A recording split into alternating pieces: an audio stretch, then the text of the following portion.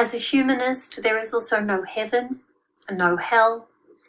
Both of these are here in the lived life, not up in the sky, not in the deep bowels of the earth, and it's up to us, each of us, the balance of the two that we end up living, or how we work with the heavens and the hells that we get along the way, was the result of the exclusion and mistreatment that I received, and I wanted it to be different for other people. And that's examples of take the darkness and don't judge it, don't hate it, don't demonize it, don't box it away, don't blame, the people who come from that space. Look across and say, you're on your own island. I don't have to bring you, over here, but I can understand you. I can understand your context and whatever has happened to me because of my involvement with you or entrapment with you or whatever, I can put to a better use. I don't have to be harmed by it. I don't have to walk through my life like the walking wounded. I can do it like a sculptor. I can take that stuff and I can utilize it and I can make my life a better life. For I am neither indoctrinated enough to take any of that as gospel, nor do I have any fear enough of death with which to require a sky fairy to watch over me, to protect me, to save me from the very natural process of the organic matter that is known as being a human being.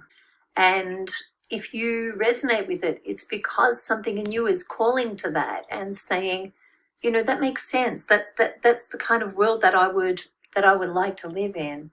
And we have a whole lot of baggage and beliefs and investment in this and that and the other that makes us get really rigid or think mine, me. It's all about my group. It's all about me. And it's really to create the kind of world that makes you buzz, that makes you love, that makes you live, to have a perspective on the world that is of the kind that when you're about to go or you got to go, like with cancer, you have no regrets because you sit well with that in your own world and you sit well with the world. So my philosophies and the things that I've invested in the world and that you can carry with you, if you so choose to get close to the spirit of me and walk alongside of that, is I have always, I've stood for a lot of things, and these are lessons throughout my life. One of them is pick your battles. Don't react and waste all of your time and all of your energy pouncing on every little thing. Don't sweat the little stuff. Pick your battles. Don't play the martyr. If you can, that part of that is don't judge. You don't have to judge. You may be compelled to judge, but that's a call to you in your own self-discipline. How do you hold yourself back from that judgment? You can have a view, but a view does not need to be a judgment. And I've strived to understand monsters and really, really challenging stuff that I found really hard to not judge it. And what I've tried to understand is its wider context. And once I understand its context, then I move into a place of understanding. And a place of understanding is not a self-righteous place of being above other people where I judge them and therefore try to forgive them. I don't need to forgive them. I need to look across and say, I understand your context. I understand what got you to here, what made you, why we're all different. I understand diversity. I have the guts. I have the integrity. I have the self-ownership of my own reality enough to not be threatened by the diversity. And so that's something that anyone who believes that They're going to really, really miss me. And the things that I stood for these things. Carry them, relate to them, explore them, dare. Dare to have that depth, dare to have that guts, dare to not judge, dare to look across, dare to understand people's context, dare to be truly diversity friendly, not just your own tribe, your own group, but of the world.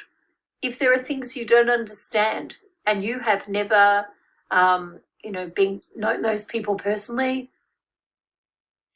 you're not in a position of expertise to know who they are, what they are, how they work. Do you know their context? If you don't know their context, then either have the courage to understand them, to try to understand them, or let them be. If they're doing no harm to anyone, if each and every one of them individually is personally doing no harm, let them be, just as you would expect to be let be. And I see so much judgment, so much self-righteousness, so much bigotry, so much that is not diversity friendly, so much that is me, mine. I care about my tribe, my group, but I want to go around and judge everyone else, every other judge, every other group. And, don't be such a hypocrite.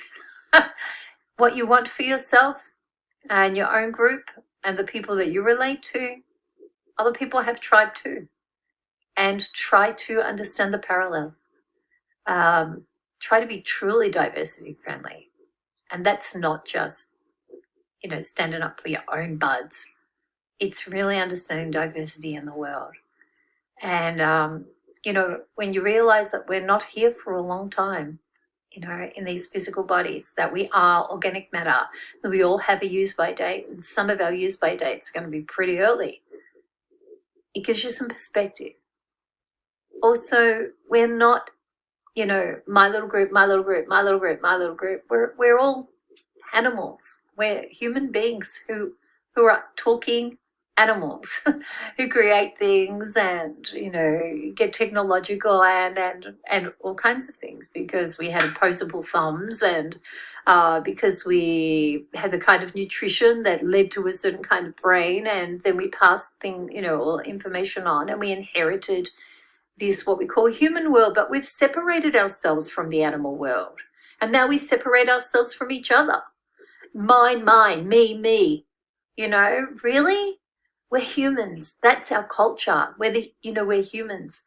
And if we get so fixated with our own beliefs that all we can see is the beliefs of others, the differences of others, and if we look at that with disdain, well, how much more colorless our own lives are, and how much more closed off and stagnant we are, that we are so overly invested in our own beliefs that we cannot grow, we cannot learn, we cannot experience new things outside of our own little tight circle of investment, of identification.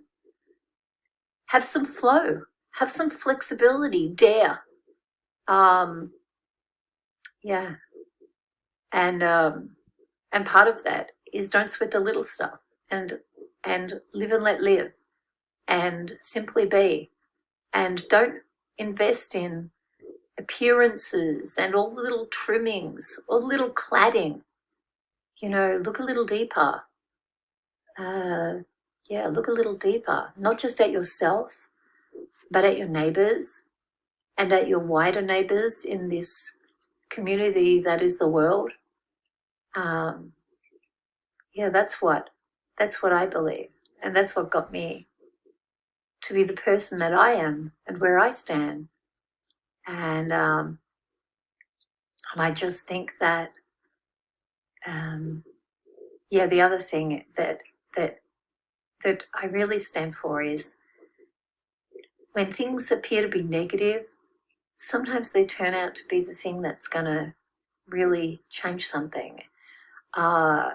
So much of who I became and all the things that I've done came about because of experiences that were really that with the darkness, I took the darkness and I found a way to, I guess, utilize it, not cultivate darkness, but transform it into something that was really useful and really bright. And as a Taoist, I'm grateful for all the hell, for it made all the heavens so illuminated. And hence it became a life that was very well lived and a resolved life in this last jog around the block. I do not cry for the moon. I only strive for the strength to face that the moon and I are what we are. Happy solstice.